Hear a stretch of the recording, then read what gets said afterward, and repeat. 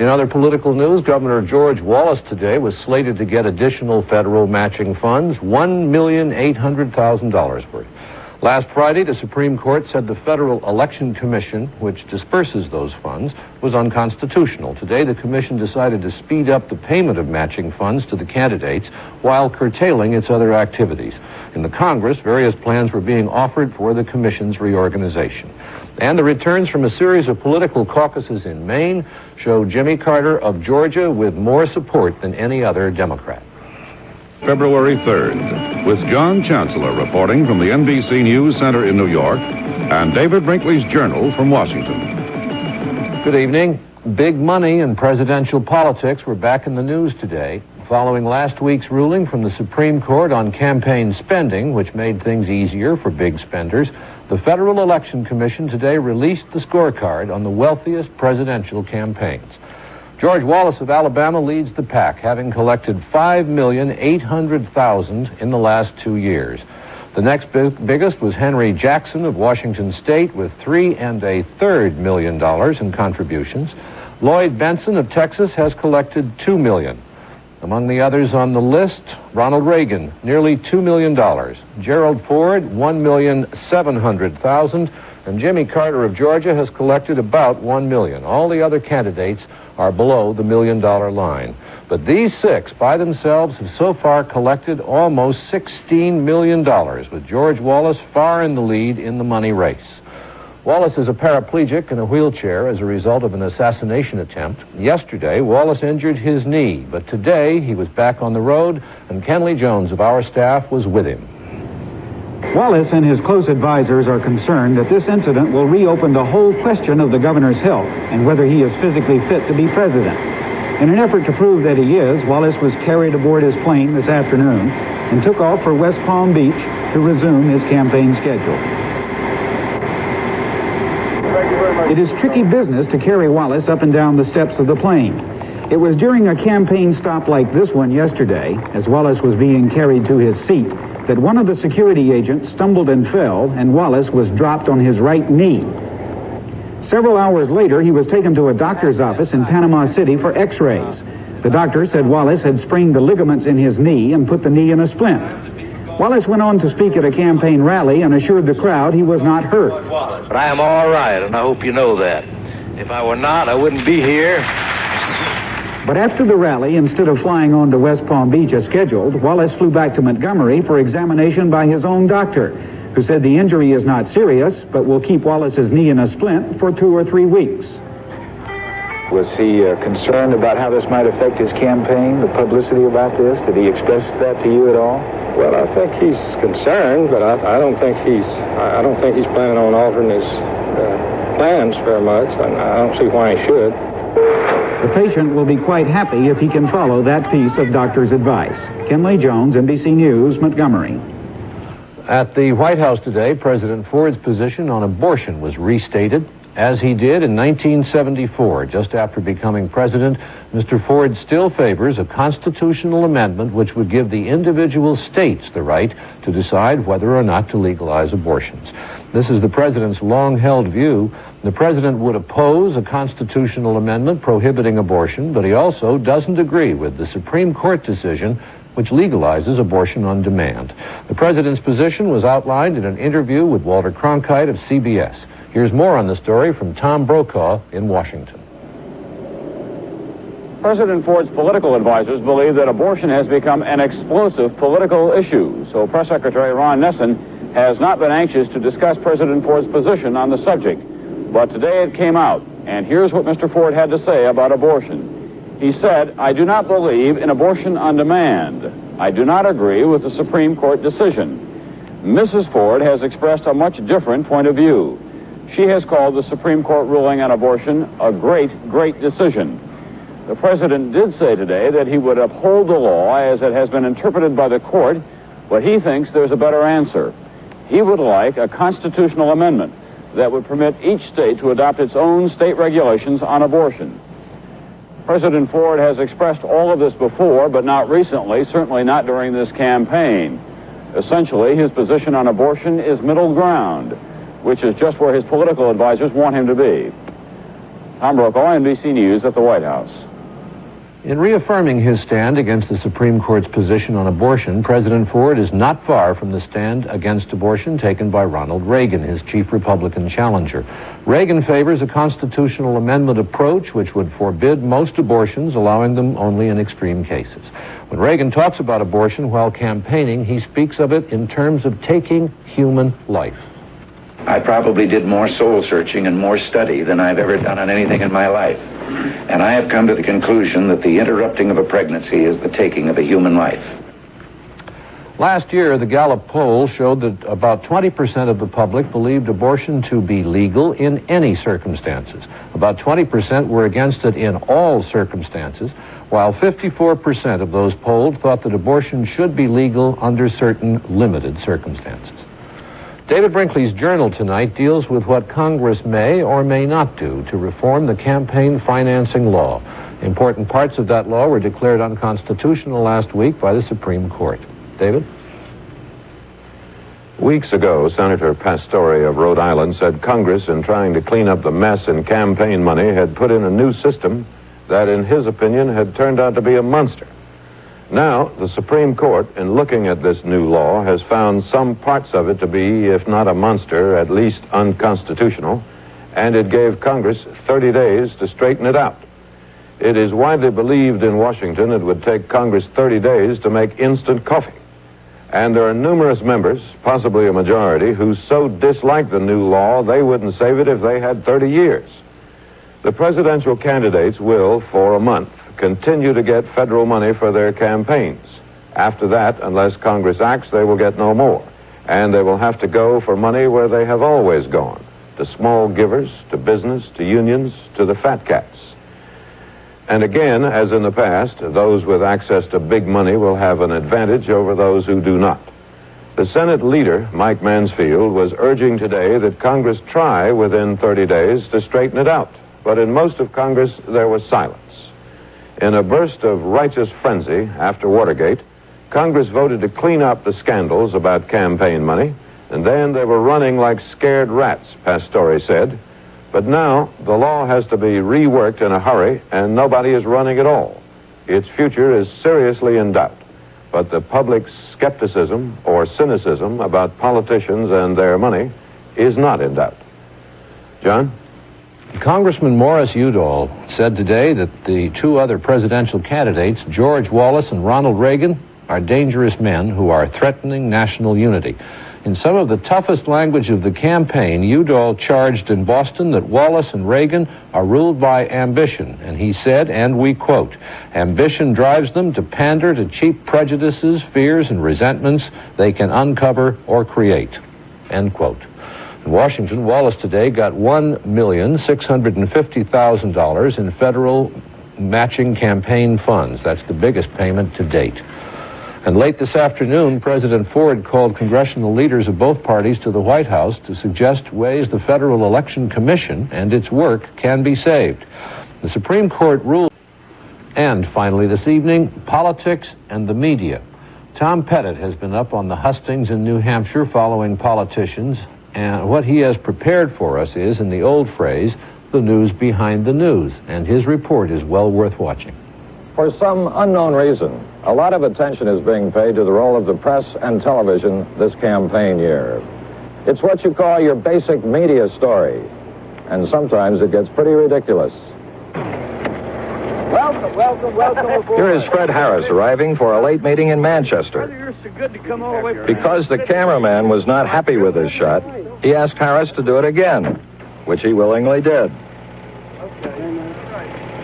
My goodness, it's nice to be here. Arthur, it's good to see you. Nice to meet you. I sure appreciate you coming all this way, really. You're staying over there with Cynthia, huh? Right. She's a wonderful person. Thank you very much. Here is Sergeant Shriver campaigning on a garbage truck. Politicians love being photographed. I should tell them I'll stay here as long as they want to stay. I want to say hi to everybody. Many pictures are not spontaneous. This man is Hugh Gregg, New Hampshire chairman for Reagan. You're going to get national press coverage.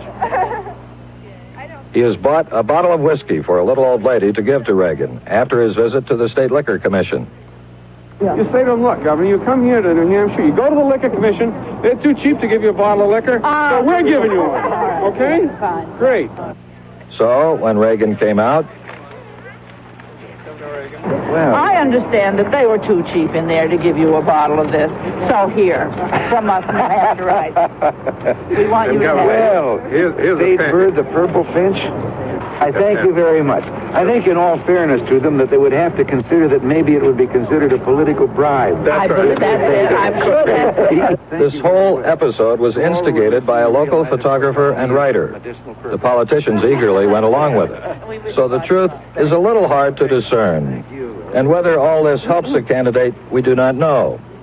We do know in politics, it is always hard to distinguish reality from illusion. Tom Pettit, NBC News, on the campaign trail in New Hampshire.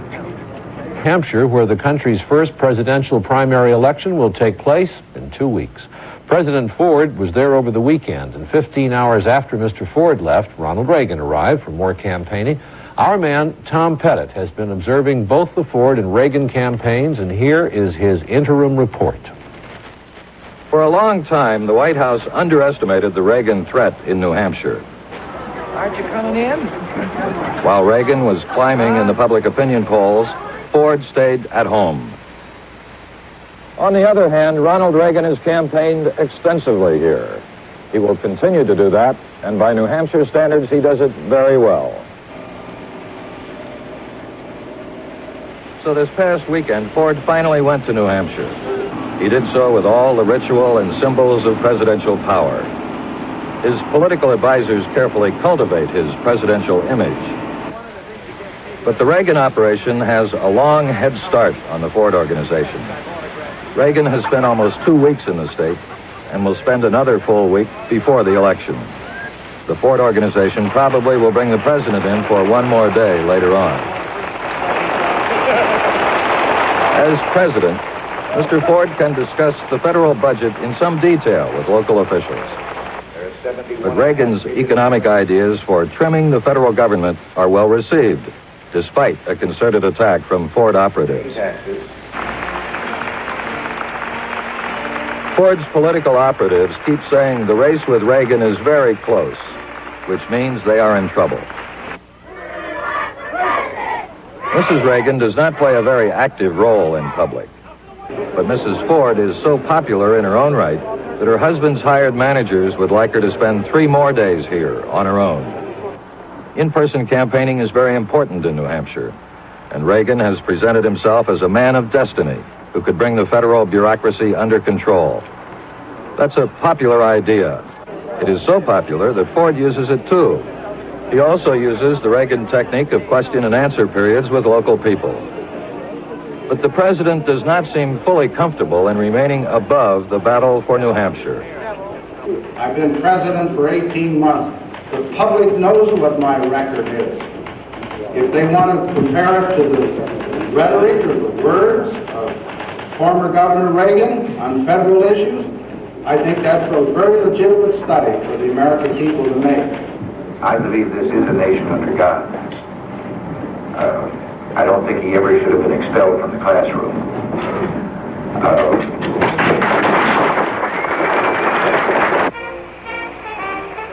Last evening, there was a full house at the University of New Hampshire Gymnasium.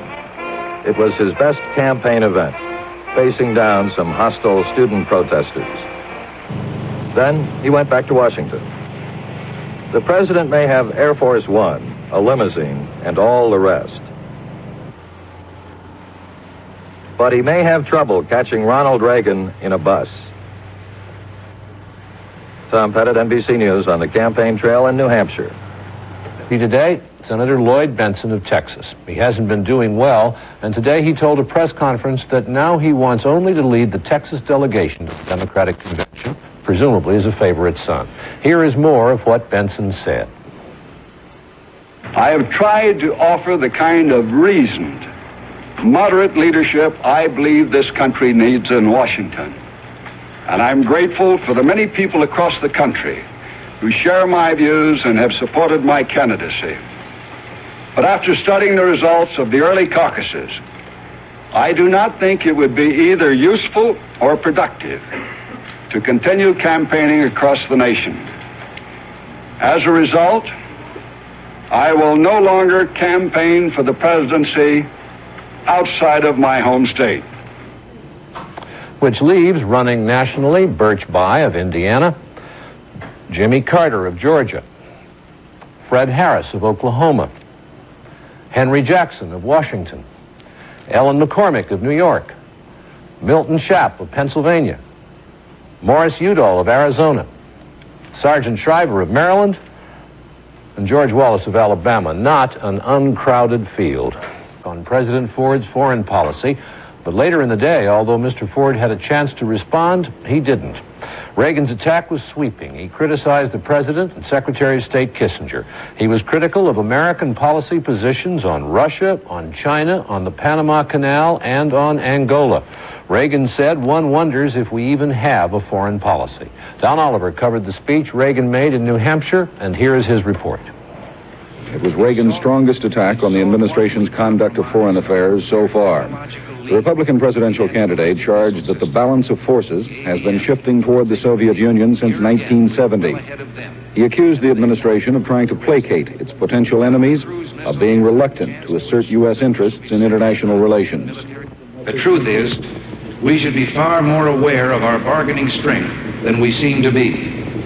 The Soviet Union seems most anxious right now to enter into a SALT II agreement. Well, they have reason to be worried about a defensive weapons system in which we have a huge technological lead. When we sit down at the bargaining table, we must always remember that the Soviet Union's representatives across the table will give up as little as they have to and take as much as they can get. They have a history of being tough negotiators. Well, we should be tough too. Détente, if it is a one-way street, which today it's becoming, it will fail. In the past, Reagan has been wary of making detailed comments on foreign policy or military matters.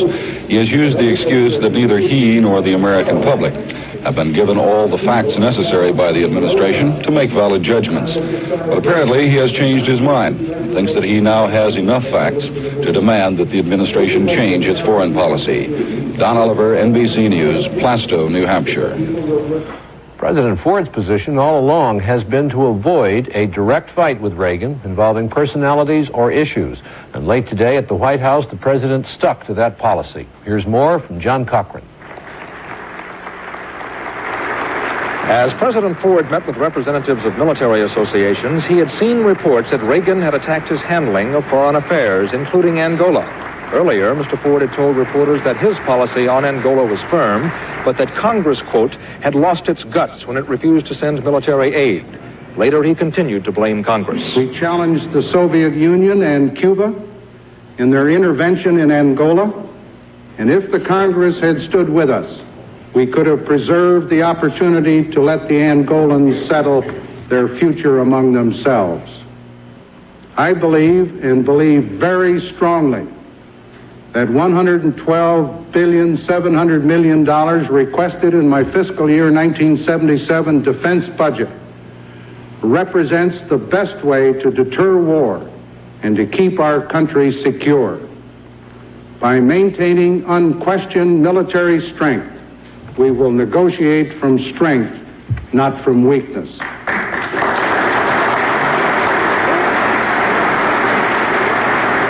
So my policy for national security can be summed up in 3 words: peace through strength.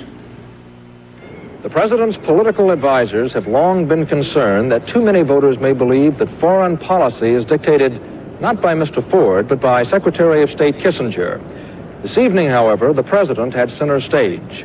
Although Kissinger spoke to the same group, the White House did not allow reporters to cover his remarks. John Cochran, NBC News, the White House.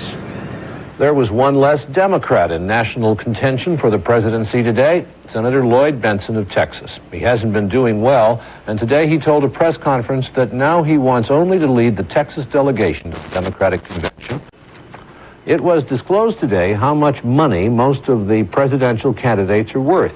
Each of the 8 we have figures on has a net worth of more than $100,000. We don't have figures for Ronald Reagan or George Wallace.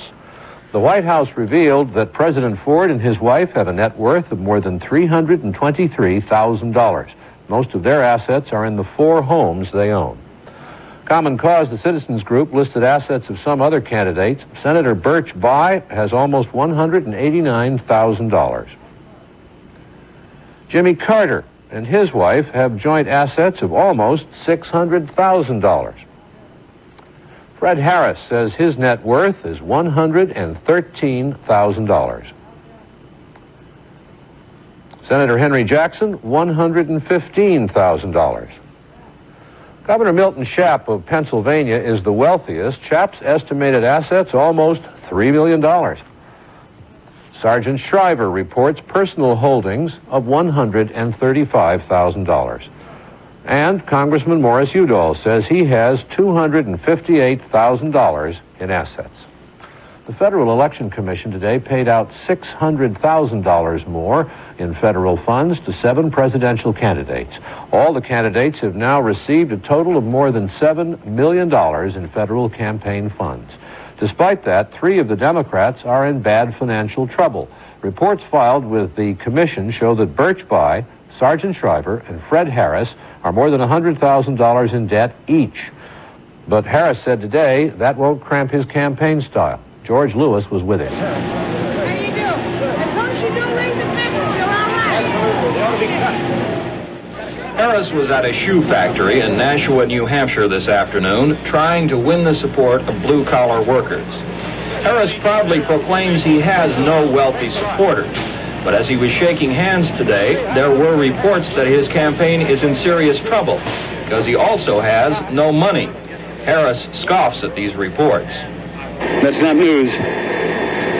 We haven't had much money from the first. I went broke in 1972 in a surprisingly short amount of time, and that was before this new campaign financing law, which, for the first time in my lifetime, makes it possible for us to put into practice that one person, one vote. In the past, some people have had more than one vote because they had the money. Harris and his people feel their campaign will survive because it is run on a shoestring. There is no large paid campaign staff, only volunteers who are housed in hotels and apartments for about $2 to $10 a week. There are no expensive catered meals. Today's lunch at Harris headquarters consisted of stew cooked by a supporter, yogurt, and peanut butter sandwiches. Harris claims he'll succeed because of the dedication of his people. But it takes more than dedicated campaign workers to win a campaign. Polls show that a relatively low percentage of New Hampshire voters recognize Fred Harris's name. And that could be a serious problem for him since he doesn't have a lot of money for advertising. George Lewis, NBC News, Manchester, New Hampshire. The federal government's senior drug expert, Dr. Robert DuPont, said today that marijuana is a lot less dangerous than whiskey or cigarettes.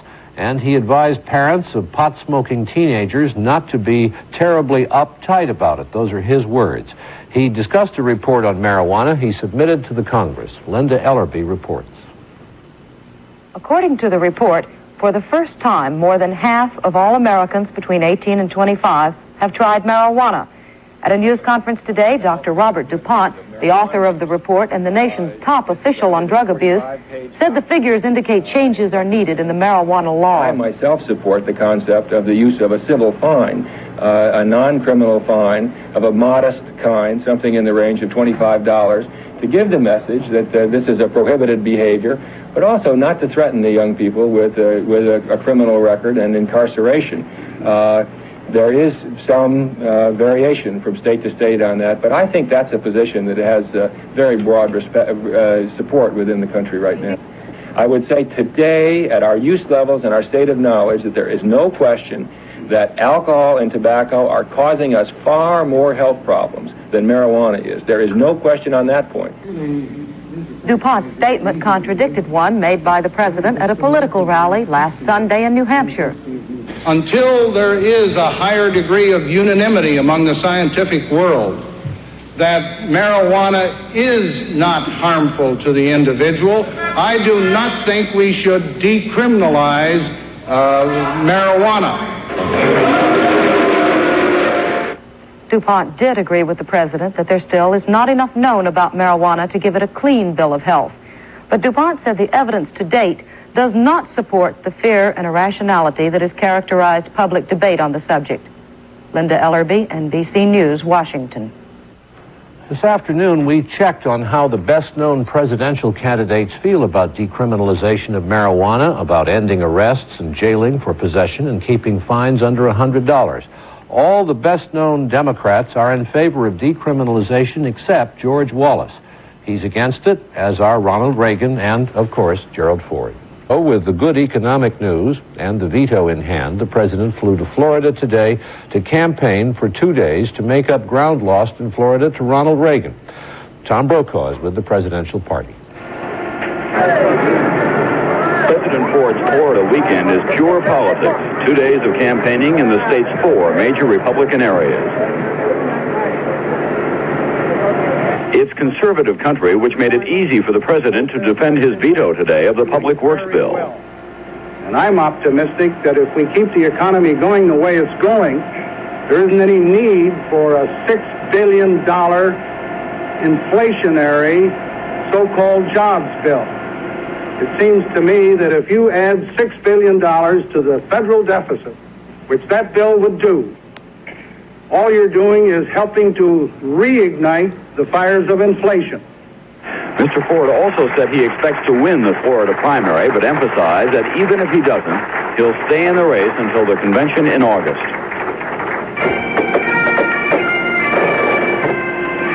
The president's Florida campaign is trying to pick up the tempo after a slow beginning. The President Ford budget bagpipe band was paraded before cameras this week as a symbol of Mr. Ford's economic policies. A statewide mailing is in the works outlining the president's record as president. All of this is being directed by Florida Republican Congressman Louis Fry of Orlando and professional campaign manager Bill Roberts, who ironically ran Ronald Reagan's campaigns for governor of California. They're bringing into the state what they call presidential advocates, such as Treasury Secretary William Simon, who appeared at a Ford campaign fundraiser praising administration economic policies. My name is Mary LaRose, and I'm a volunteer worker here for President. And they're trying to contact every Florida Republican. In all of this, the Ford campaign has been lagging behind the Reagan campaign, but now the president's people believe they're catching up. Ford strategists believe that Florida's sizable block of older people will make the difference. They believe that older voters will be more comfortable with the president's position on Social Security and Medicare. Tom Brokaw, NBC News, with the president in Orlando, Florida. Senator Henry Jackson, who is running hard to be the Democratic presidential choice, ran head... Tom Brokaw, NBC News, with the president in Orlando, Florida. Senator Henry Jackson, who is running hard to be the Democratic presidential choice, ran head-on into heavy weather last night in Boston on the matter of court-ordered school busing. In Massachusetts, almost everyone is against busing. In Boston, it has caused disruption in some schools and violence in the streets outside them.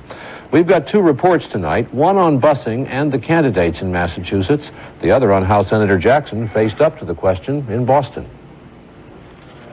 When Henry Jackson arrived at the Bunker Hill Knights of Columbus Hall last night, the anger generated by busing in Charlestown was waiting for him. Jackson opposes busing, but says the law must be upheld. He spoke briefly about jobs and détente, but then came the questions about busing. Angry, resentful questions that accused him of trying to use busing for political gain.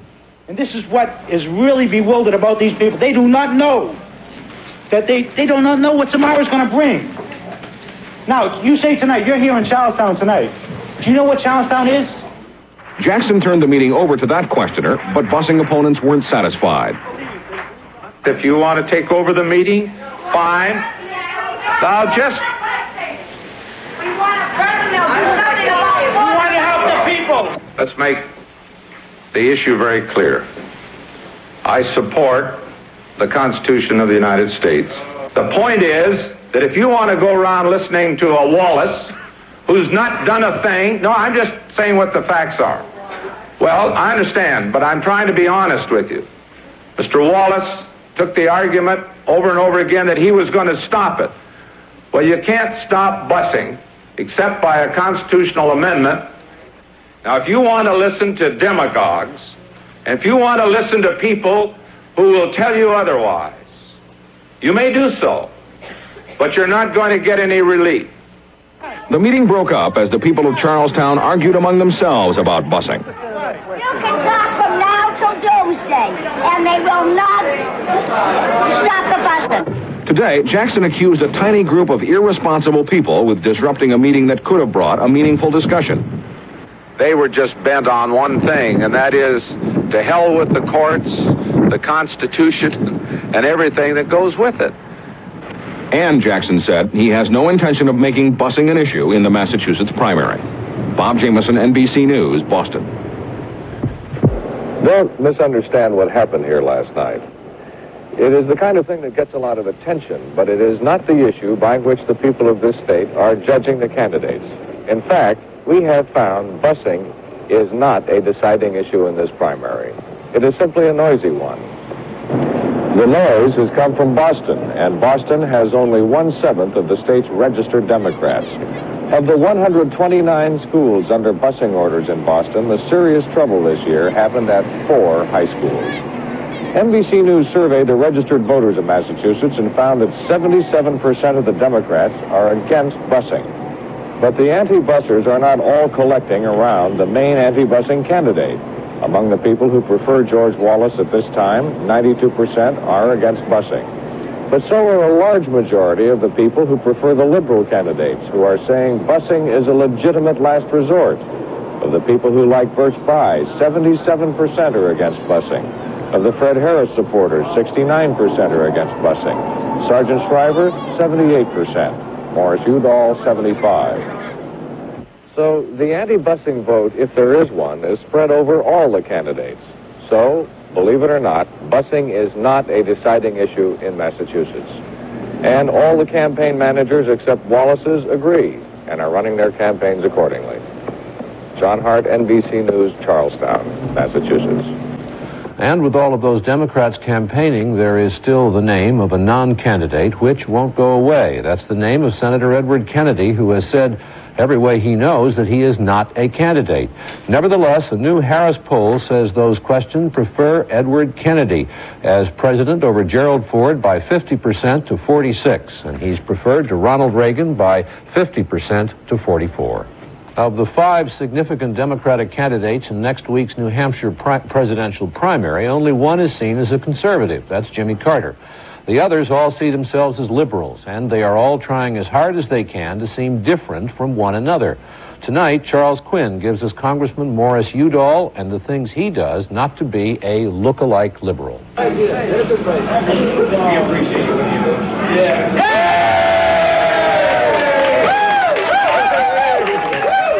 The one ball in the side pocket was a setup for Morris Udall. Not so the New Hampshire primary. Udall came here as a stranger when he started out 18 months ago, a relatively obscure congressman from Arizona. Since then, no other candidate has spent more time here or worked harder. Udall is competing with 3 other Democrats for the leadership of the progressive wing of the party, and he believes a poor showing here would be a serious setback to his campaign. Wow. Hi, my name's Jane Crowder, and I'm a volunteer working for Morris K. Udall, who's running for president. The key to Udall's campaign is organization. He is generally conceded to be the best organized of all the Democratic candidates here. He claims he has more college students working for him than anyone else. This busload came from New York, canvassers, doorbell ringers, to join the army already in place. We've been there on the street from before Thanksgiving, every night. And, we are not a weekend canvass situation. While you people give us a great boost, when you're not here, we're still doing it. Rick Barzan, 23 years old, a psychology student from Purchase, New York. Well, I'll tell you, Morris Udall has done a lot of work in congressional reform. He's an honest man and very straightforward, and I happen to have some literature here, and maybe you'd read it. Rick will tell anyone who listens that Udall is honest, has a good sense of humor, and gets things done. I'm doing this because there's a lot of wrong and inequities in this country, and it bothers me to a great extent, and I feel that one of the ways to change the system is to elect someone to office who can do something. How are you? Right. Good luck to you. Good to see you. Take care. Udall is campaigning almost as much in Massachusetts as in New Hampshire. The two primaries are only a week apart, and Udall regards them as one. But in Massachusetts, Udall says his campaign got a tremendous lift from the endorsement of the Watergate Special Prosecutor Archibald Cox. Only a man of openness, integrity, courage, and honor can do those things. Udall's main goal in these early primaries is to get out ahead of the other liberals, maybe even knock some of them out of the race. Then he believes much of their support will swing to him and give him new strength for the bigger primaries ahead. Charles Quinn, NBC News, Nashua, New Hampshire. Slight change in the political story today.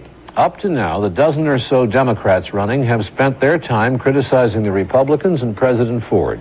But today in Florida, Senator Henry Jackson attacked a fellow Democrat. In Tallahassee, Jackson said Jimmy Carter is guilty of talking out of both sides of his mouth and said Carter is unqualified to be president. Here's more on the Jackson story from our man, Bob Jameson. Jackson came to the Florida Capitol with his tax returns, the belief he can finish at least a strong second in the Florida primary, and his first attack on Jimmy Carter. Jackson filed his returns for the last 5 years to show his only taxable income was his Senate salary. The rest from speeches was given to charity. Florida was Jackson's graveyard in 1972, and anything less than a strong showing this year would be a severe blow to his chances. To do well here, Jackson must blunt Jimmy Carter's strong effort. They are both after the same kind of votes, and Jackson must make a good showing against George Wallace. And so, at a news conference, Jackson said a main issue is where Carter stands on issues, charging he is taking different positions to please different audiences. Jimmy Carter is making political promises of every kind to every group in every way he can. In Pensacola and Jacksonville, he's for a strong defense. In Miami, he promises to cut the defense budget by billions. In Atlanta, he writes letters to special interest groups promising support for a right-to-work law. In Florida, he promises audiences that he would sign a repeal of the right-to-work laws. Which promises can you believe? Today's attack on Carter is only the beginning of an effort by the senator and his labor supporters to make Carter, not George Wallace, Jackson's main target in the Florida primary. Bob Jameson, NBC News, Tallahassee. This afternoon, the president flew off to New Hampshire, seeking the appreciation and gratitude of Republicans there. The New Hampshire primary election takes place next Tuesday. Our White House correspondent, Tom Brokaw, is in New Hampshire, and here's his report.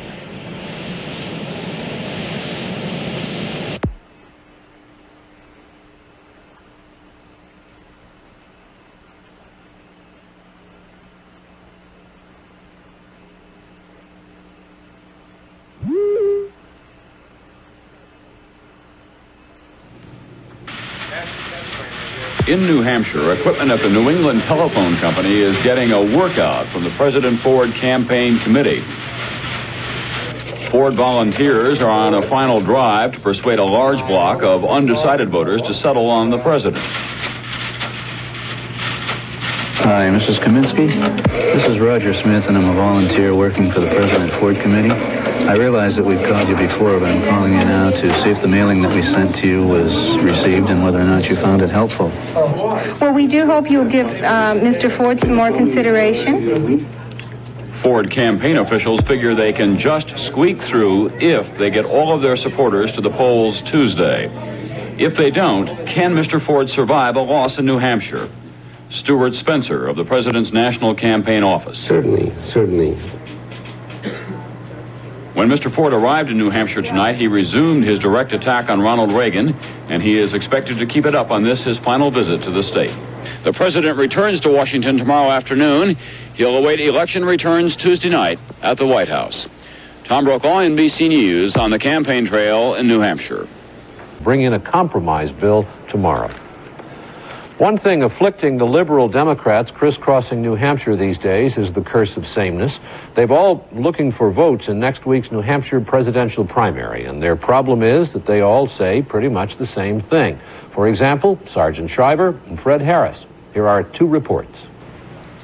Fred Harris is one of 5 Democrats trudging through the New Hampshire snow in search of votes. And the problem he shares with the others is that they are all saying many of the same things, sometimes in the same words. I saw a thing in Time magazine the other day said, talking about the oil company, said, let's give them a dose of free enterprise. I thought, well, that's one of my quotations. It was another candidate. I wouldn't be surprised if they don't start parting their hair in the middle before long. Like the others, Harris is competing for the votes of New Hampshire's blue-collar factory workers.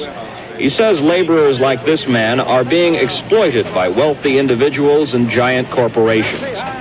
One of his favorite slogans is, "Take the rich off welfare." Take the rich off welfare, break up monopoly, stop the oil and gas price, raise the Negroes to their knees. But college students and young professionals, more than laborers, seem to be attracted to Fred Harris's campaign. They are the ones working hardest to get him elected. They have set a rather modest goal for themselves in New Hampshire, a finish among the top 3 rather than a first-place win. They feel that with other candidates outspending Fred Harris, that's the best they can do here.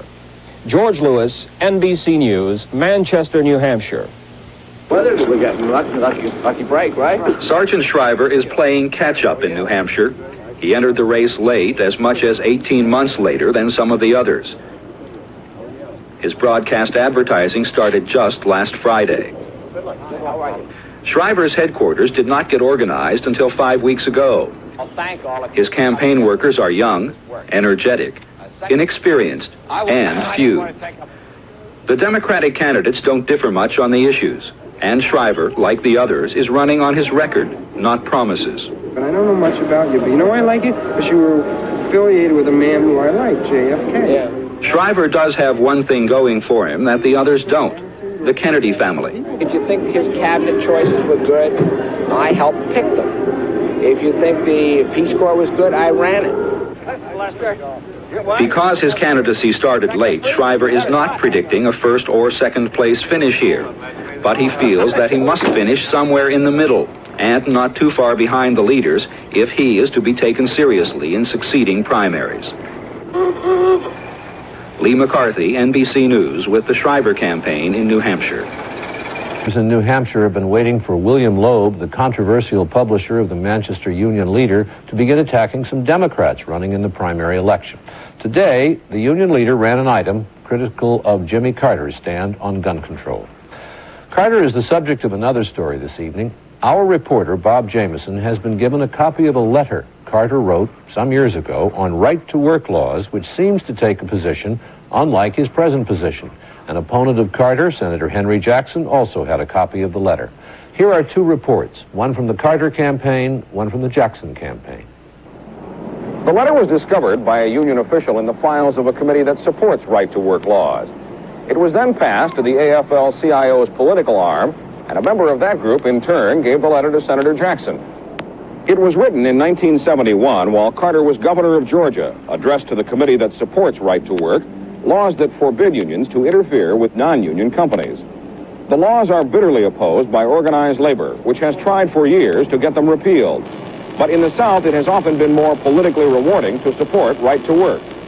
In the letter, Carter wrote that he was not in favor of doing away with the right-to-work law, and that is a position I still maintain. Jackson says those words prove Carter is inconsistent on the right-to-work issue, because, he charges, Carter is saying something else while campaigning in the North. Well, I think the letter makes it very clear that he supports right-to-work legislation unequivocally, and that speaks for itself.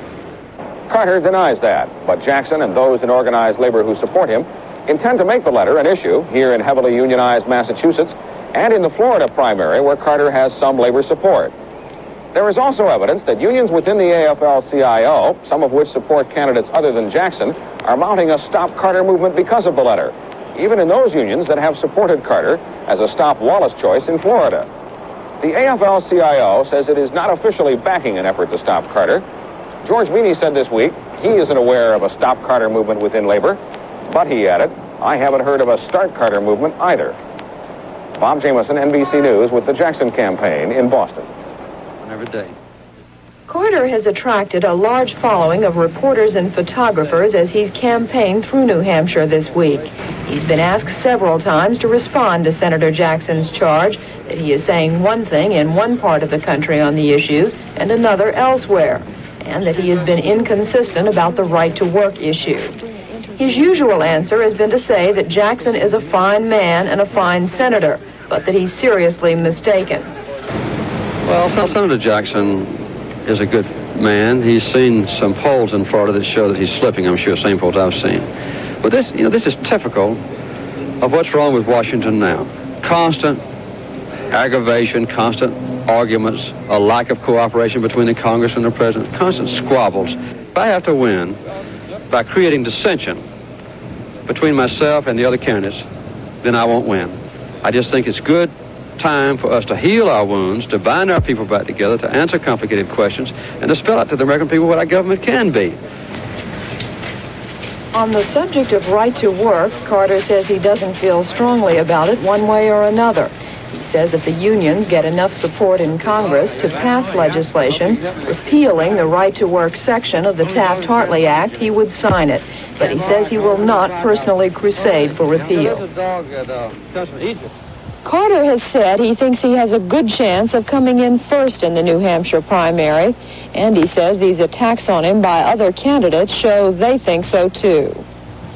Judy Woodruff, NBC News, Manchester, New Hampshire. There was a speech made by a non-candidate today, which is getting a lot of attention. Vice President Nelson Rockefeller has taken himself out of consideration as a running mate for President Ford this year. Today, at the National Press Club in Washington, Rockefeller went further. He said that the present state of political rhetoric is poor, and he did not rule out President Ford, who has himself been making a lot of political speeches. In the plethora of primaries, we're witnessing mostly personality contests. Candidates based not on party programs or issues, but on personalities and promises. With malice towards none and charity to all, they do not evoke the image of the Lincoln-Douglas debates. This is, of course, not surprising, but it is disappointing. It is a matter of concern, not in itself so much, but as an evidence of the much greater and more serious question of the fractionalization of our government and our political system. This is probably not connected to the speech Rockefeller made today, but at the White House, it was announced today that the Vice President is being sent on a 2-week trip to France, Australia, New Zealand, Iran, Malaysia, and Singapore, beginning the 20th of March. Good night for NBC News. President Ford came right out and said it today. He said he will beat Ronald Reagan in next week's New Hampshire primary and beat him elsewhere as well. That was the first time the president has predicted victory for himself. His political advisor, Rogers Morton, went further. Morton said, I think we're going to win handily in New Hampshire. The pendulum is swinging. President Ford got to New Hampshire last night in his second campaign swing in the state, and he opened it with another tough attack on Ronald Reagan. Here are 2 reports. President Ford opened last night with an attack on a Social Security trust fund proposal Ronald Reagan says he never made. But the president went on with the criticism anyway. That trust fund should be invested in the stock market, making the federal government a major stockholder in most American businesses. But that's the best blueprint for backdoor socialism that I ever heard. As he made his final campaign swing across New Hampshire today, the president didn't resume his attack on Reagan. Instead, he went back to defending his administration's record, emphasizing economic gains. Mr. Ford's advisors had hoped this trip would provide the momentum to put the president over the top on Tuesday. They figure he needs all the help he can get, so today they brought in an extra player. former Ambassador Henry Cabot Lodge, who won the New Hampshire Republican presidential primary as a write-in candidate in '64. Lodge supports President Ford, but he does not agree that Reagan is too far right to win a general election. Oh, well, if you have one of the two major party nominations, there's always a chance you could be elected, yes. Sure. Before he left New Hampshire today, President Ford predicted he would win the primary Tuesday, but privately, some of his top advisors are not so sure. President Ford insists that no matter what happens here next Tuesday, he'll go on and enter all of the presidential primaries. But his advisors are privately worried that if he does lose in New Hampshire, it would be psychologically damaging in the next important primary, Florida, where the president's people are convinced they're doing well. Tom Brokaw, NBC News, with the president in New Hampshire. Reagan was arriving in New Hampshire just as President Ford was leaving the state. This is the former California governor's last campaign effort here before the primary. Reagan knew, of course, what President Ford had been saying about him. He held a news conference, said he was not going to attack the president directly, but couldn't understand why Mr. Ford had been saying he, Reagan, was too conservative to be elected. I am a little surprised by his statement about my so-called extremism. It does come rather strange since he tried on 2 different occasions to persuade me to accept any of several cabinet positions in his administration. And then did subsequently appoint me to the CIA investigating commission, his presidential commission. But I don't see how anyone could be a right-wing extremist and win 2 elections by landslide margins in California, where it is more than 3-2 Democratic in registration. As to his statements about my views on Social Security and the transfer plan, I think he's been receiving some bad briefing from his own staff. Reagan said that 2 of the cabinet jobs offered him in the Ford administration were Secretaries of Transportation and Commerce. Don Oliver, NBC News, Manchester, New Hampshire. And the White House tonight confirmed that President Ford twice talked with Reagan about Reagan's joining the administration. According to the White House, Reagan on both occasions turned down the offers for what he said were personal reasons. Here in New Hampshire today, it was quiet in Republican politics. Neither President Ford nor his Republican challenger, Ronald Reagan, were in New Hampshire. The president was in Washington, where he took a political poke at Reagan. Without mentioning Reagan by name, the president told a meeting of governors, it is all too easy to offer unrealistic suggestions in the heat of an election year. The Ford-Reagan contest is close, although there are some indications now that the president has caught up with his challenger. A few weeks ago, Reagan was ahead in New Hampshire. Tom Pettit has been watching all of this, and here is what he has learned about the Republicans. For Ronald Reagan and for President Ford, these last few days have been crucial. Reagan continued his low-key approach to the voters, even as he came under direct attack by his opponent, who called Reagan too far to the right. It is a somewhat different philosophy. But specifically, do you believe that he cannot win a national election? I believe that anybody to the right of me, Democratic or Republican, can't win a national election. I am a little surprised by his statement about my so-called extremism. It does come rather strange since he tried on 2 different occasions to persuade me to accept any of several cabinet positions in his administration. 24 hours earlier, just at dusk, the president arrived at Keene, New Hampshire. It was his second campaign trip here, and he made no secret of its importance. Well, I think New Hampshire is a very important state. The eyes of the nation are on this state. The power of the presidency alone has not proved enough to get Ford through New Hampshire. It is almost as if he has been cast as the challenger. So on Thursday night, he became pure politician, attacking Reagan's views on Social Security and budget cutting. Mr. Reagan cried foul. I think he's been receiving some bad briefing from his own staff. Now, that young man that's been following me throughout New Hampshire, taping every word that I say, who's a member of his staff, maybe the president ought to ask them to let him hear the tapes. He'd find out I didn't say those things. This is the man with the tape recorder, Jay Pike, an employee of the Ford Election Committee. He was taping a Reagan rally last Saturday. This is politician Gerald Ford at his very best. He is far more outgoing and far warmer at this sort of thing than Ronald Reagan. Yet his political advisors prepared television commercials for New Hampshire that emphasize Ford, the president, rather than Ford, the human being. President Ford is your president. Kick him. All right, Paul. Okay, roll it. As governor of our most populous state, he proved that problems can be solved below the federal level at substantial savings to the taxpayers. He was that kind of governor. He'll be that kind of president. Reagan, he'll provide the strong new leadership America needs. How effective the Reagan campaign has been, we will all know tomorrow night. He did articulate the central issue of the 1976 New Hampshire primary. I am not a part of the Washington establishment, and maybe that is the best reason I have for asking your support.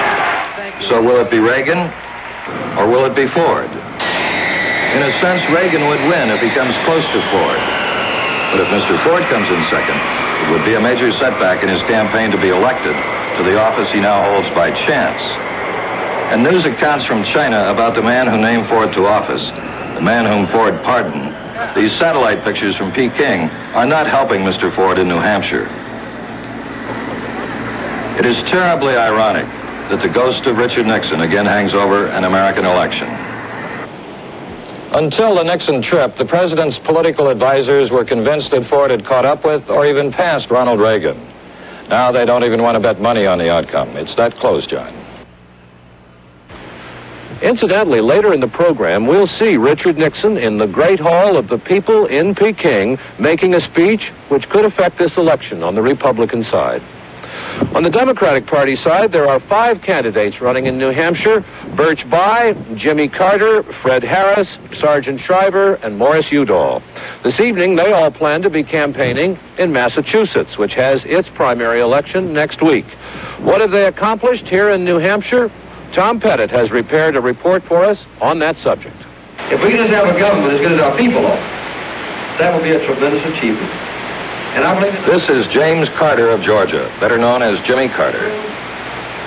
Carter is fiercely and single-mindedly determined to become president. He almost never relaxes.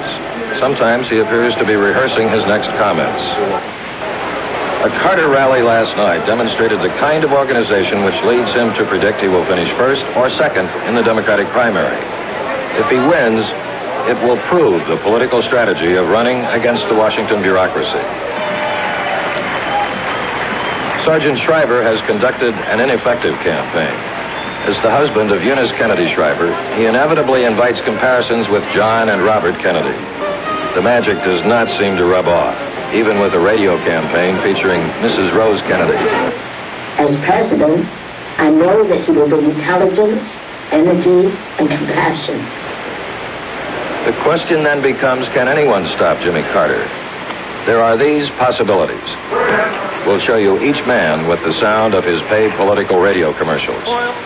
Birch Bayh is a good politician, a leader who has already proven he can fight the tough battles for principle and win. That's the difference. Fred Harris. By supporting Fred Harris for president in our Democratic primary, we can make this land our land again. In the New Hampshire primary, vote for Morris K. Udall, the Democrat, for president. Seriously, it was easy for me, folks. No one expects Birch Bayh to stop Jimmy Carter here. Udall is given the best chance, and Harris is closing strong. This election is about issues. It's about making it our country again.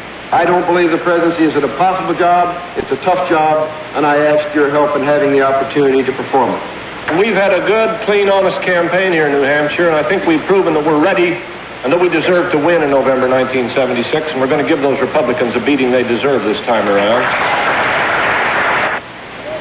Some of the journalists here are better known than some of the candidates. By tomorrow, there will be winners and losers. Jimmy Carter does not intend to lose. I intend to be president of this country, your president. I want to be a good one. Carter is the Democratic version of Ronald Reagan, in the sense that he campaigns on a theme that the true enemy is everyone in Washington. So, John, the liberal Democrats may have to decide soon which one of them is best equipped to stop Carter. The weather, which is clear and quite cold today, is supposed to be good tomorrow. Good voting weather in the country's first primary. And we'll have more from New Hampshire later in the program. New Hampshire and its presidential primary ought not to be terribly important in a political year. Delegates, less than 1% of all the delegates to the Republican and Democratic national conventions will be chosen here. And yet, New Hampshire's villages and towns are filled with candidates, volunteers, and sound trucks, all working as though this were the most important election of the year. Why? Here's why. Dwight Eisenhower was on the ballot in New Hampshire in 1952 and won the Republican primary. He won again in 1956. John F. Kennedy ran in New Hampshire in 1960 and won the Democratic primary here. Lyndon Johnson ran and won in 1964 in the Democratic primary. And Richard Nixon on the Republican side ran in New Hampshire in 1968 and 1972, winning both times. Well, you by now have guessed the reason for the importance of the New Hampshire primary. Since they began having these popularity contests in 1952, no man has made it to the White House who did not win here first. Not one. And some who lost here in New Hampshire, or did badly, decided to get out of politics. Harry Truman got beat here in 1952 by Estes Kefauver and decided not to run for a second elected term. And in 1968, Lyndon Johnson got 50% of the Democratic vote in this primary, but he was closely trailed by Senator Eugene McCarthy, and shortly after New Hampshire, Johnson quit politics. You can even win here and get in trouble. 4 years ago, Senator Edmund Muskie won the New Hampshire primary, but it was said of him that he didn't do as well as he should have, and it was all downhill for Muskie after that. For such an attractive place, New Hampshire is tricky and dangerous politically, and it can be fatal. Which means that the voters in New Hampshire are very powerful, and that is the subject of David Brinkley's journal. David? The local newspaper here in Manchester backs Ronald Reagan and says New Hampshire voters in tomorrow's primary have an absolutely awesome power, it says, to change this country's direction, to turn it around by starting Reagan on his way to the White House. Well, it is not necessary to accept all of that to agree that a few voters in a small state do have, in the primary, an influence out of all proportion to their numbers. And in the past, they have helped to drive candidates out of the presidential race, and they have started others on their way to the White House, simply by being first. It is often said that a state like this, small and not typical of the entire country, shouldn't have all of this power. Well, it is not typical, but it's hard to find a state that is, and it's not even as untypical as it used to be. New industries are moving in. A lot of the old 19th century industry is still here. The cities are smallish, but they're cities. The suburbs are the suburbs. There are the small, beautiful, immaculate villages of the picture postcards, but also there's neon, trailer courts, hot dog stands. There are two parties in the state and in Congress. Its smallness, for this purpose, is useful. A candidate can cover the state, he can talk to the people, he can shake their hands, he can give them whatever message he has. In a big state, he would have to do it on television and do it in 30 seconds. For this political purpose, New Hampshire may not be perfect or perfectly typical, but until something better comes along, and there's nothing better in sight, it'll do. John? And that's it from New Hampshire for today. We'll be back tomorrow evening with more on the first presidential primary of the year. Until then, good night from New Hampshire for NBC News. Good evening from New Hampshire, where the year's first presidential primary took place today. David Brinkley and I here to cover that story. On the Republican side, it was the first time that votes were cast for Gerald Ford outside his old congressional district in Michigan. And it was the first out-of-California campaign for Ronald Reagan. On the Democratic side, 5 Democrats have been fighting from poor position.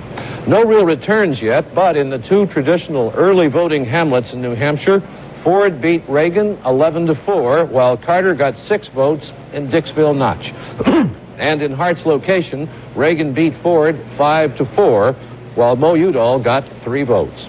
This morning, the turnout was heavy in Manchester's 4th Ward, a Democratic area. There were long lines, and the voting was going slowly. People were taking their time. One problem, the ballot is complicated. Also, some people had trouble when they tried to write in the names of candidates. Elsewhere in the state, the turnout was described as moderate. State election experts were talking about a 50% turnout, which could be bad for President Ford. Tom Brokaw has the story on Mr. Ford's efforts. The pressure was on Ford campaign volunteers as they worked straight through Election Day. Their assignment, get out the vote. Ford campaign officials figure they have to get out all of their supporters if the president is to keep up with Ronald Reagan. The president's campaign hoped to make 20,000 calls to people identified earlier as Ford voters. Working from computerized vote registration lists and scripted conversations, volunteers reminded Ford supporters to vote and offered to take them to the polls. Hello, Mrs. Glasser. This is Irma Todd, a volunteer worker for President Ford. I know you've been called before, but as you know, today is primary election day, and the president needs your vote. Have you been able to vote yet? Oh, you need transportation? Well, what time would you like to be picked up? At the Reagan headquarters, it was another story. They think they've done their work, so their phones were quiet today. Reagan campaign officials figured their supporters would go to the polls without any encouragement from anyone and in any kind of weather. But it was a nice day in New Hampshire, which made it easy for everyone to get to the polls. And Ford campaign officials figure that will help them. Tom Brokaw, NBC News, Manchester, New Hampshire. There are 5 Democrats of national stature running here in New Hampshire. 4 of them are liberals. 1, Jimmy Carter, is a moderate. Most observers here believe that Jimmy Carter will get the most votes, but a contest worth watching is among the 4 liberals. Senator Birch Bayh of Indiana would like to be first among those liberals, but would settle for second place. Anything worse here and in Massachusetts next week could finish off Birch Bayh. Fred and LaDonna Harris have been campaigning in a camper all across New Hampshire. He is hoping for a strong showing here and in Massachusetts. Otherwise, Harris will run out of money next week. Sergeant Shriver seems to be doing more poorly than any of the other liberals. He has concentrated on the Catholics in New Hampshire, and if he does well, the Catholic vote will have helped. Congressman Mo Udall thinks he'll come in second overall, which would put him at the top of the liberal group. Udall says he's running a high-risk, early momentum campaign in these early primaries. Just about everybody thinks Jimmy Carter, the moderate, will get the most votes. He's been hustling votes and support in New Hampshire for 10 months and has a strong organization. So be prepared this evening to hear some of those liberals giving complicated reasons why they emerged victorious, even though they came in second, third, or fourth. They'll be talking about the liberal cluster, or liberal groupings. There are also 3 write-in campaigns here for Hubert Humphrey, John Connolly of Texas, and Senator Scoop Jackson. Where voting machines are used, writing in a name is difficult. We'll have more on the New Hampshire primary later in the program, but first, here is Edwin Newman in New York. With me here in New Hampshire to cover the primary, along with a cast of thousands, is David Brinkley, and Tom Pettit of our staff has been in New Hampshire almost a month. Tom, this is really, and David, this is really the first national test for Gerald Ford, isn't it? First time he's ever run outside of Grand Rapids, New Hampshire. Michigan. Michigan is not New Hampshire. Thank you. And it's also the first national race for Ronald Reagan, in a sense. How that turns out, it seems to me, is going to give us some real gauge of whether there is a serious challenge to President Ford, whether Reagan is for real this time around or not. And everyone thinks it's pretty close. Tom, you've been in New Hampshire almost long enough to be on the tax rolls. Or to vote. Right. If they had any tax rolls, which they don't. Do you think Nixon's trip to China has affected people's attitude toward Mr. Ford? I really have no way of knowing whether it did affect their attitudes. It seemed to me that among the people I was talking with, that they were interested in it. It brought the name Nixon back into an American political scene where they thought it would never appear again.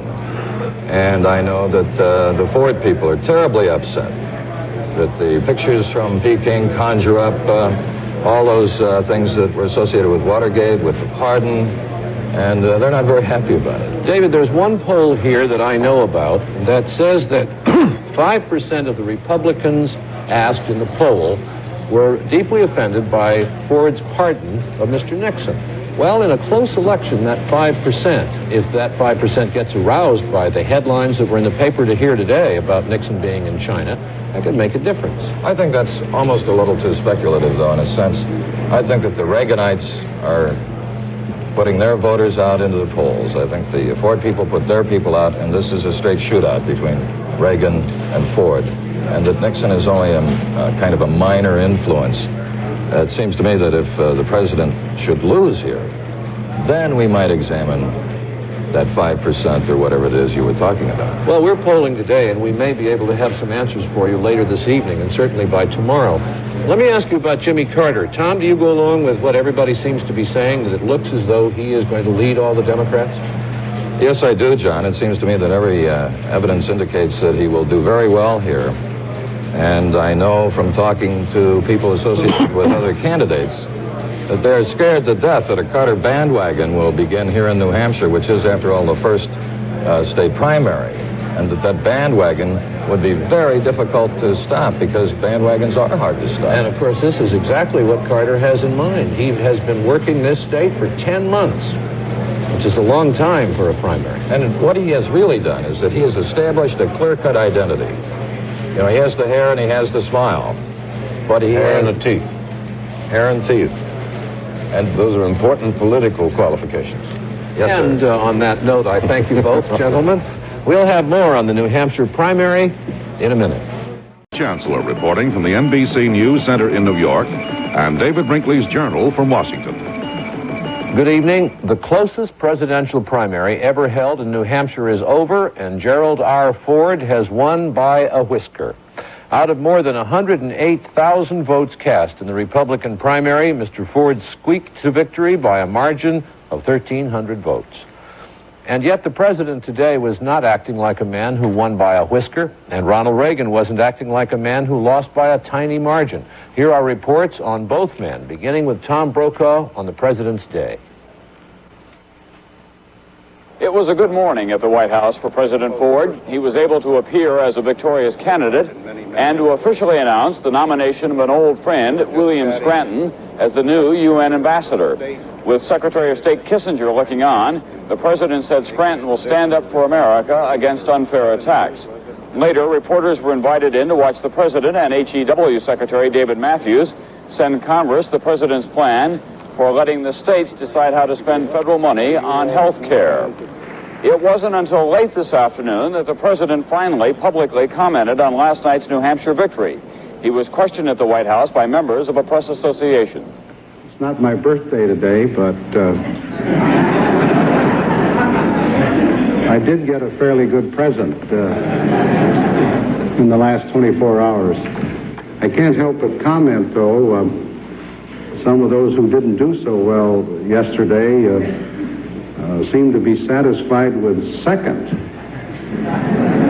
I never knew of any political campaign where running second was very beneficial. But we're very happy, and we expect to keep going, and with the momentum we have, I'm confident we'll end up in Kansas City and with a good victory, and we'll end up on November 2nd with a bigger one. President Ford also said he thought former President Richard Nixon's China trip had only a minimal impact on the New Hampshire election, adding that if Nixon has something significant to report when he returns, he can do that through the State Department. Saturday, President Ford leaves for a weekend of campaigning in Florida, site of his next major head-to-head battle against Ronald Reagan. Tom Brokaw, NBC News at the White House. After 5 hours of sleep, Reagan was off again, leaving New Hampshire behind for a 14-hour campaign day in Illinois and Florida. As he left Manchester, Reagan said he was quite satisfied with the primary results.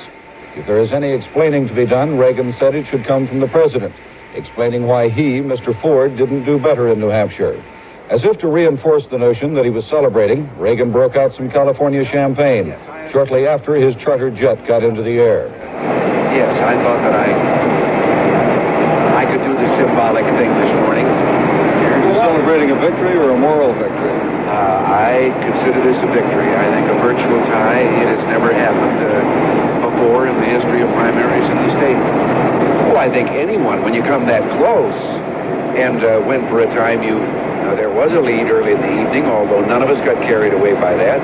I think there's sure, you could say, it's like losing a ball game by missing the try for point. When you game that close, then you said, oh, if it could have only gone all the way.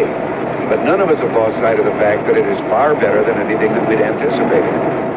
Reagan said he learned no lessons in New Hampshire and is not going to change his campaign strategy in other primary states. To prove it, he went through the now familiar routine of a question and answer session with 700 supporters in Champaign, Illinois. Late this afternoon, Reagan released a statement of his financial worth. It showed assets of $1,455,000. He estimated last year's income at $282,000 and last year's taxes at $120,000. Reagan's income from 1971 to 1974 was far above his salary as governor of California. He did not list the sources. Don Oliver, NBC News, Chicago. The sources. Don Oliver, NBC News, Chicago. For the last couple of months, NBC News has been polling in New Hampshire. Yesterday, we polled more than 1,800 voters as they left the polling booths. Our figures show that Mr. Ford won the election because he had the support of 2 out of every 3 Republican liberals and more than half the moderates. He lost the conservatives to Ronald Reagan. And our polls show conclusively that the president won it in the last 2 weeks. His 2 trips there, a total of only 4 days, saved him from what appeared to be certain defeat. We'll also be covering Jimmy Carter this evening. He won the Democratic primary in New Hampshire. Now, here are the results in yesterday's Democratic presidential primary in New Hampshire. Jimmy Carter, the moderate candidate, the winner with 30% of the vote. Congressman Mo Udall leading the liberals with 24%. Senator Birch Bayh, third with 16%, and Fred Harris, fourth with 11%. Elsewhere, Sergeant Shriver got 9%, and Ellen McCormick, the anti-abortion candidate who spent $40,000 on ads, got 1%. And a write-in vote for Hubert Humphrey got him 6% of the New Hampshire vote. Judy Woodruff of our staff was with Jimmy Carter today in Massachusetts, and here is her report.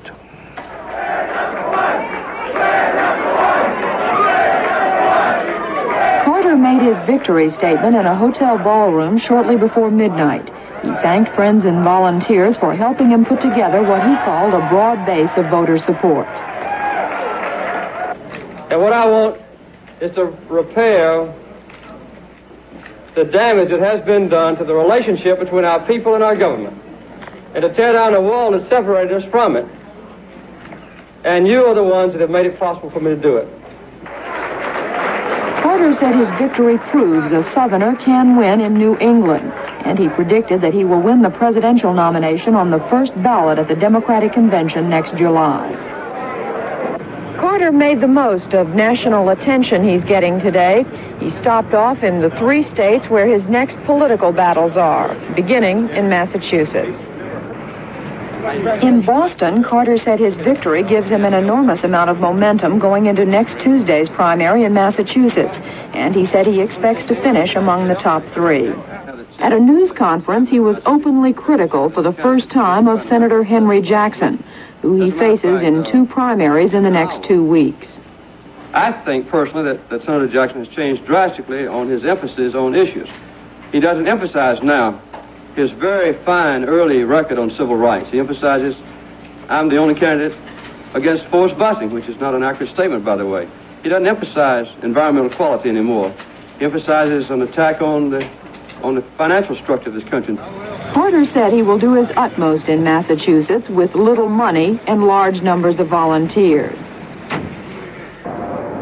Carter was exhilarated as he headed for South Carolina, which is holding its delegate selection caucuses this Saturday, and Florida, where on March 9th he faces a showdown with George Wallace.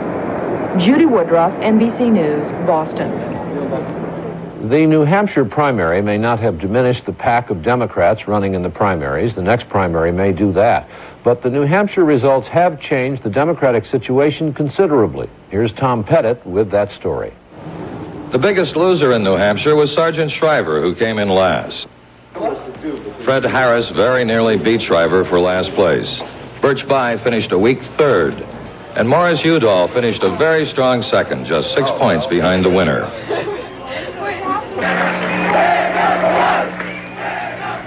Jimmy Carter won a very big victory. NBC election analysts say that Carter dominated the blue-collar vote, the labor vote. He ran well among almost every voter category, conservatives, Catholics, among people who think the next president should not come from Washington. Well, among the progressive candidates, I'm very glad that I came in first. We had two goals. One was to do a strong second, and the other was to emerge as the leading progressive candidate. And we made both of those goals, and so I'm really delighted and pleased tonight. Udall attracted the well-to-do Democrats, the suburbanites, and the well-educated. He did not make it big enough with blue-collar workers, Catholics, or people of modest incomes. But his strong showing makes him the liberal front-runner now.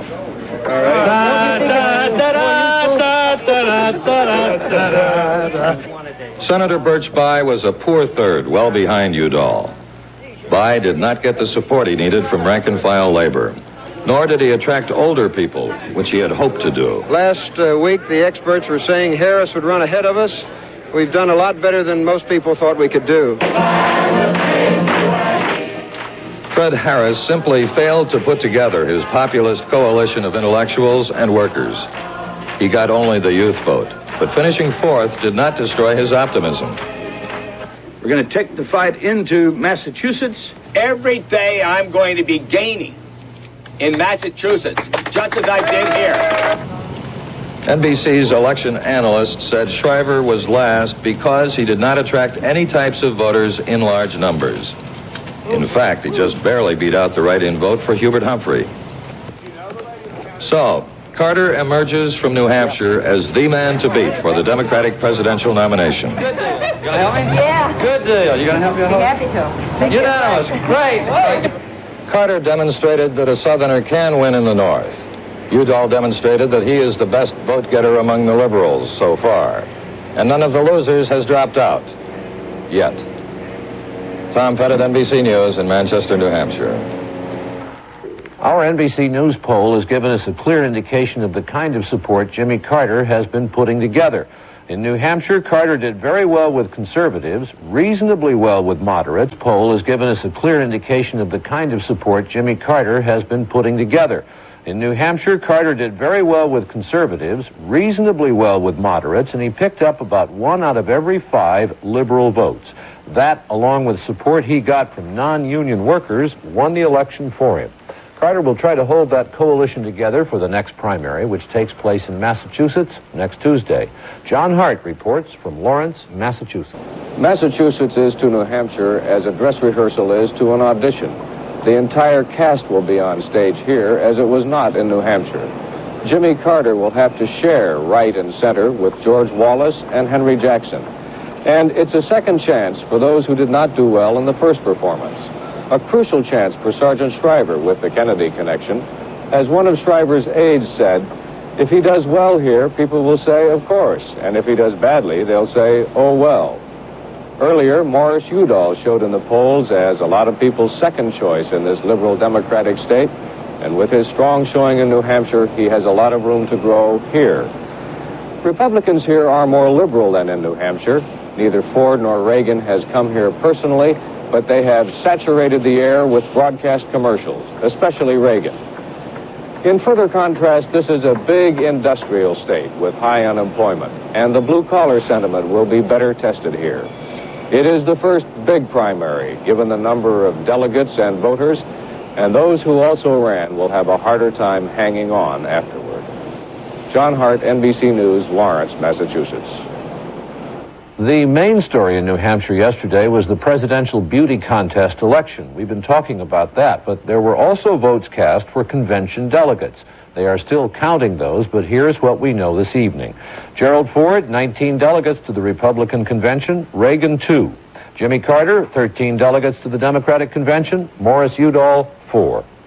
And while all that was going on, Democrats in Hubert Humphrey's home state of Minnesota began a long delegate selection process. There will be 65 Minnesota delegates, and Humphrey is expected to get most of them without campaigning for them. In the meantime, politicking went on today in Massachusetts, which holds its presidential primary next Tuesday. And today, it was criticized Jimmy Carter Day. Carter came in first in the New Hampshire primary, and a number of his fellow Democrats came out against him today. John Hart reports from Boston.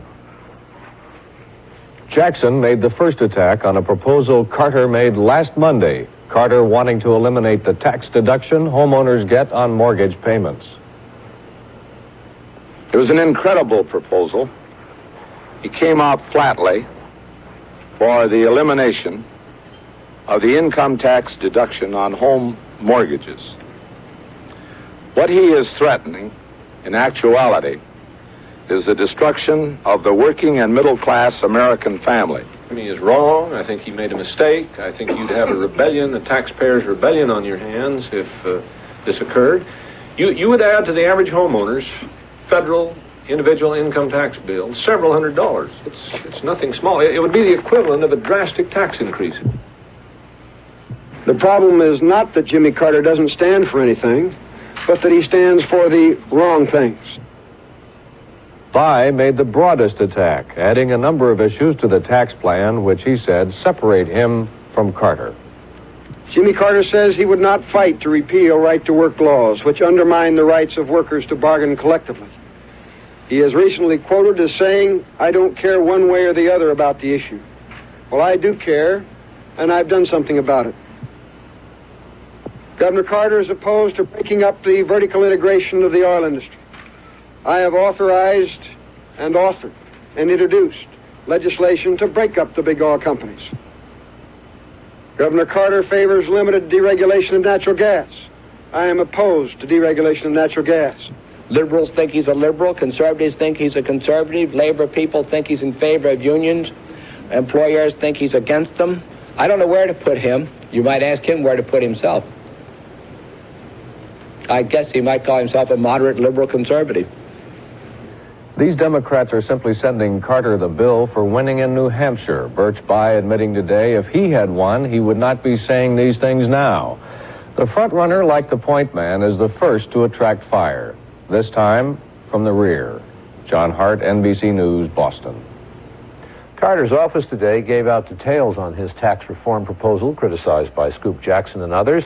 And as to the general charges, Carter said his opponents are playing politics. There's a new Democratic face in the Massachusetts primary, Milton Schaap of Pennsylvania. We have a political profile on Schaap prepared by Richard Hunt.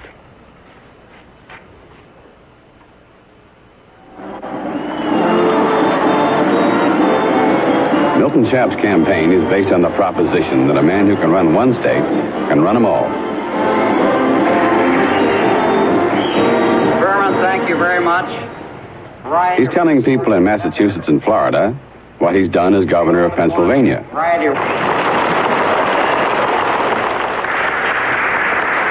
When Schaap became governor, the state was $500 million in debt, close to bankruptcy. This year, he presented a balanced budget with no tax increases. We have mastered the uncontrolled growth of the state payroll that is so prevalent in previous administrations, and we have reversed the upward trend of state jobs while maintaining and improving services. The governor's budget message is now being used as a campaign document, handed out like the usual position papers and campaign biographies. There's an obvious advantage to campaigning in Florida on a record made in Pennsylvania. Schaap doesn't have to shake hands with people who know his faults. Governor Schaap. Oh, Governor Schaap? Up where, Pennsylvania? Some people say the largest flaw in Governor Schaap's record has been the problem of corruption in the state government. Since he's been governor, a number of state employees have been indicted, and several of them have been convicted. The governor's critics say that is the worst record of honesty in the history of the state of Pennsylvania. Governor Schaap, how do you feel about that? I say the converse is true. Pennsylvania, before my administration, was known in some quarters as a 5% state. Macing, the process of collecting money, beating your workers over the head, has been going on in Pennsylvania for years and years, for decades. We've cleaned that up.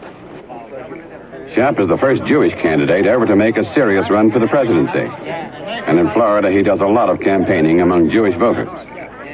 He says religion is not an issue. I believe, and I believe this very strongly, that sure there's some anti-Semitism, there's some anti-Catholicism, there's anti-everything out there. But today, most of the voters will vote for a candidate regardless of race, creed, religion, color, if they think that person, when elected, is going to do the best job in office for them. Schaap knows he doesn't stand out in the crowd. People keep asking him in a tone of disbelief, "Why are you running?" The answer is he thinks he's the best qualified Democrat in the field. TV talk shows and small gatherings show Milton Schaap at his best, talking about his record as a businessman and a governor, arguing that what Washington needs is good management. He says he could reduce government payrolls and improve government services at a lower cost with sound business management. He says the answer to unemployment is to stimulate the economy through government investment in projects like rebuilding railroads. He says the way to curb inflation is to break up shortages and price fixing and not to cut back on jobs. He says the problem of busing to integrate schools can be avoided by making mixed schools attractive. He favors the concept of détente, but wants to read the fine print and bargain with strength in the future. Eating ceremonial meals and speaking to small groups, Schaap can be convincing. His trouble is the groups are too small and time is too short. An NBC News poll taken late in January showed him running last. Most voters didn't know he was running. But Milton Schaap is not discouraged. I feel that if I can get my message across to the people. The Supreme Court ruled today that the Federal Election Commission can continue to hand out matching federal campaign funds to presidential candidates until the 20th of March, which means that the concept of combining small political contributions with matching government money has a better chance of surviving. The court has ruled that the makeup of the Election Commission is unconstitutional.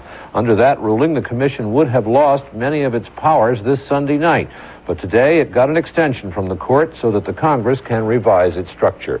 This was welcome news at the White House, although the president had some firm thoughts on how the FCEC should be revised. Tom Brokaw reports. President Ford wants Congress to reorganize the Election Commission and keep it alive until after the election. Then, he says, the election laws can be thoroughly reviewed and revised. Various interests, both political and otherwise, both in and out of Congress, have chosen this moment to advance a wide range of hastily considered changes in the campaign laws.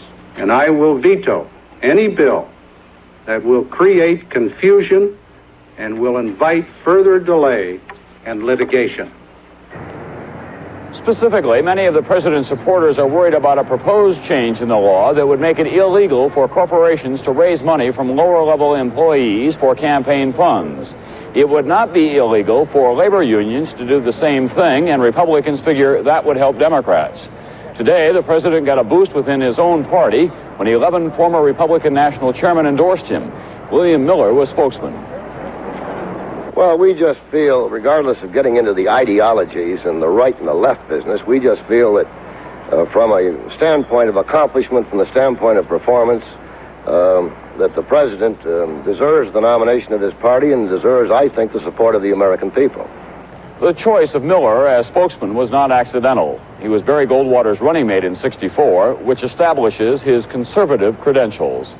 This weekend, President Ford will be campaigning in Florida, and he'll go back to Florida after campaigning in Illinois next weekend. Ford campaign strategists hope to beat Reagan in Florida on March 9th and then knock him out of the race with a victory in Illinois March 16th. Tom Brokaw, NBC News at the White House.